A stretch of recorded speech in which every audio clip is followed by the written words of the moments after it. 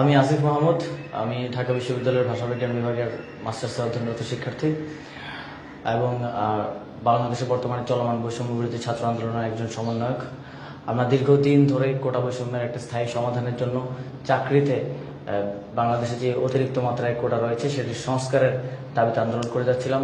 শিক্ষার্থীদের শান্তিপূর্ণ আন্দোলনে সরকার দলীয় ছাত্র সংগঠন, বাংলাদেশ ছাত্রলীগ, যুব সংগঠন, যুবলীগ, পুলিশ, র্যাব, বিজিবি, সোয়াতের মতো স্পেশাল ফোর্স ব্যবহার করে হামলা করে এবং এ পর্যন্ত আমরা 10 জনের মৃত্যুর সংবাদ পেয়েছি। গত 3 দিন ধরে ব্যাপকভাবে আন্দোলনরত শিক্ষার্থীদের উপর হামলা করা হচ্ছে, তাদেরকে নিহত করা হচ্ছে। যখন আমি এই ভিডিও রেকর্ড করছি তখনও আমাদের প্রাইভেট বিশ্ববিদ্যালয়ের শিক্ষার্থীরা আন্দোলন করছেন, তাদেরকে গুলি করা হচ্ছে। আমরা জানতে পেরেছি একজন আহত শিক্ষার্থীকে যে অ্যাম্বুলেন্স দিয়ে নিয়ে যাওয়া হচ্ছিল সেই অ্যাম্বুলেন্সের ড্রাইভারকেও গুলি করে মারা হয়েছে।